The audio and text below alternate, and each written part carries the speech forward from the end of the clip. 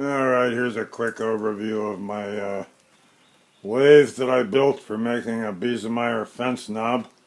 It's got a 3/4 horsepower 3450 RPM motor with a variable pitch pulley on it. And this motor had some kind of weird base configuration, so it was actually round. It mounted from these bizarre earlets, the lower earlets, that one of them being in the bottom right, the center of your screen now, and the other one being over there on the left, and they're on an angle to each other and by some strange center distance.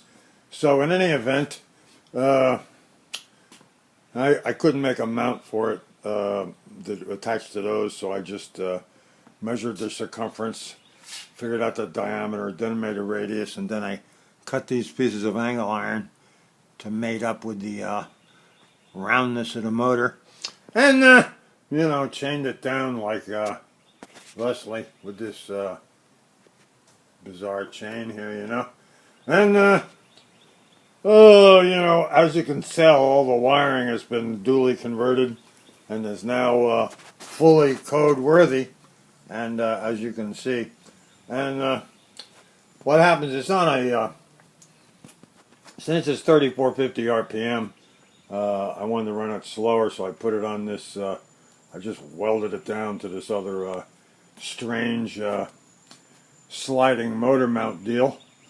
And I got a big pulley on the shaft. The pulley is another interesting story.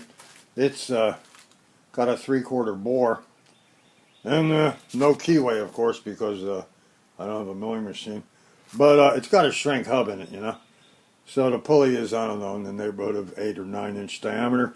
And, where the belt is fitting into the variable pitch pulley here. I got it as far down in there as I can get it. Let me show it to you if I can. Yeah, it's way down in there. But, yeah, it's 3450 RPM and it's weirdly bolted down. And it's all attached to a high quality lathe bed, which is actually a piece of recycled 2x10. Pressure treated. However, I am using Bessie clamps today. Like, what's that guy? The guy who likes Bessie clamps. And you see, there's my vice grip that I'm using for a crank handle on the variable center distance motor mount. But I got a Bessie there. And, I got a Bessie tradesman over here. Right there, And I got another little Bessie tradesman over there. I got my 2 workmates in use. 2 of my 5. I have every model of workmate ever made. And I think some I got on the curb and some I actually bought for $20. But yeah, as you can tell, this thing features, it's got a grooved shaft here. Let's see if I can show you some of the grooves. Some of the real grooviness. Yeah, see?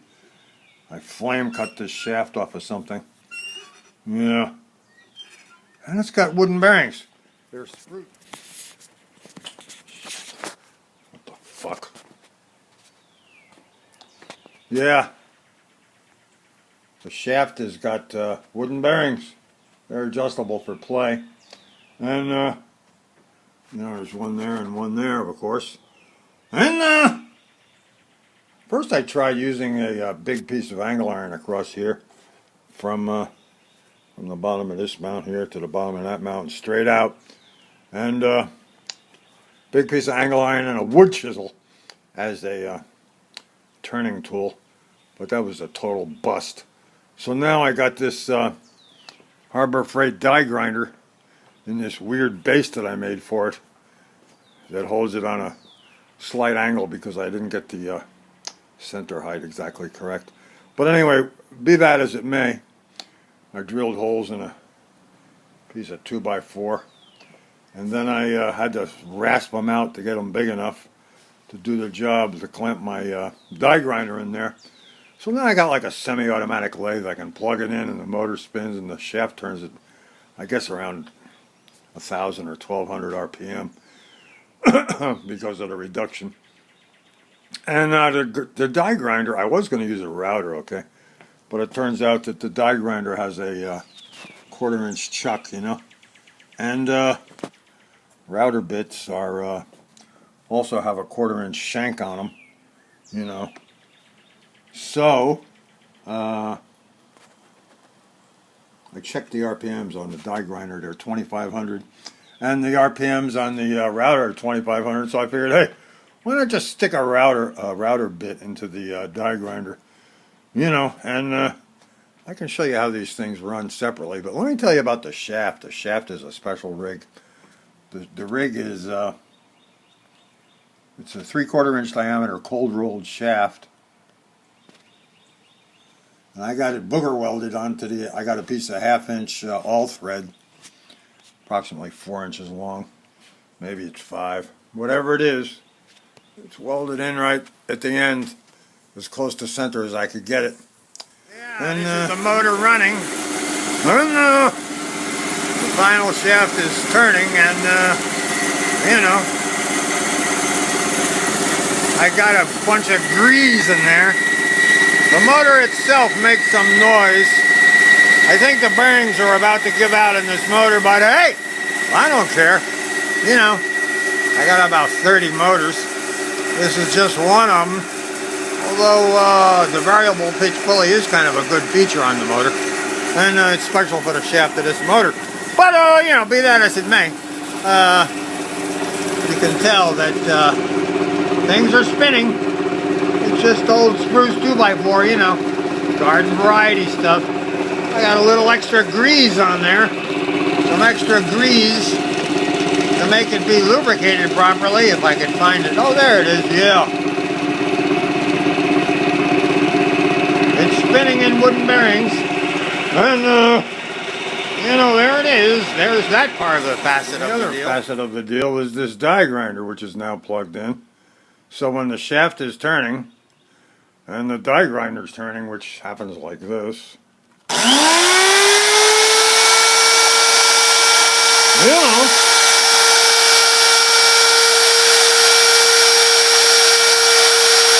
He's a harbor freighter, you know. Yeah, turn this thing off.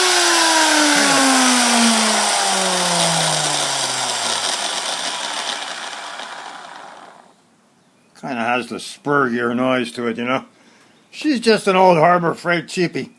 You know, I think it was 25 bucks when it was on sale. I got it for 15 because it didn't have a box or some deal like that. Anyway, it's, it didn't have the wrenches and it didn't have the box and it didn't have the instruction manual, but who cares about the instruction manual, you know what I mean? And yes, it needs use a couple of crescent wrenches over here on, where am I? I can't figure this thing out. This is an iPad. It's kind of a big hassle to hold on to. But anyway, yeah. The lens ain't in the center, so you never know where to point. But anyway, yeah. This is, actually, this router bit has one dull. It's one dull deal and one sharp one. But hey, you know, that's just how it works. And here's the parts I've turned so far. Let's see if I can get it to focus for you. You know, let's see. I'll grab it. I won't be able to turn it from this, I don't think. But what I can do is I can show you that this motor, it's got some dubious parts to it. Watch as I turn the pulley by hand. I think the bearings in this motor are about to bite the bullet. But it's not the pulley doing that.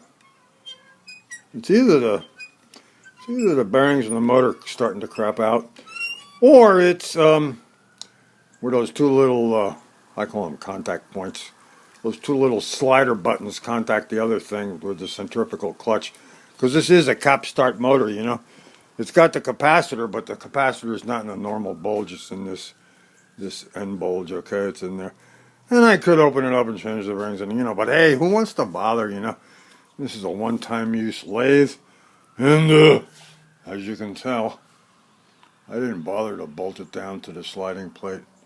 It's just an old crude weldment in there, you know. She's a crude one. But, yeah. And let's see, you can see some of my crude welds, you know. And she's welded down there. Right there. She's a well down. She's a one-time use plastic turning, corian turning lathe. But she does feature some nice Bessie clamps to her. And some extinct workmates. That one I found on the curb one time. This one I inherited, I think. I don't know, I can't remember. But yeah, so what happens is this die grinder slides around on this other board. Wherever I push the board to, which is ordinarily a two-handed thing, to make it move smoothly. You know, because your present camera film operator, your camera operator is shaky on his own, but when I'm trying to move this other thing, it gets even shakier. But hey, you know, oh, maybe I can tie the iPad to the garage door overhead here and give you a suspended shot of the thing actually turning the corian. It's actually some kind of nice corian junk. I glued it together with super glue. And yeah, this corian knob here, it's not the first knob. So you can see the corian. But I made this other knob. This knob is made out of some, I made it on this crazy lathe here.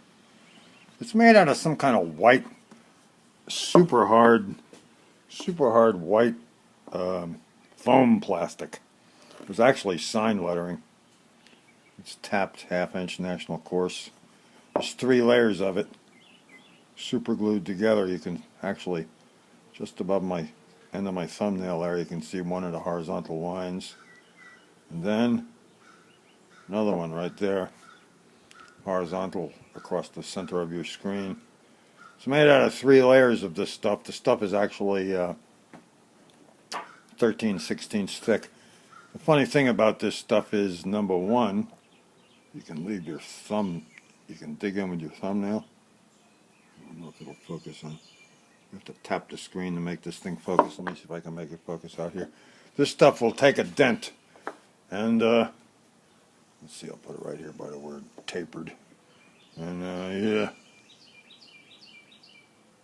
There's my index fingernail. Gotta get way down in there.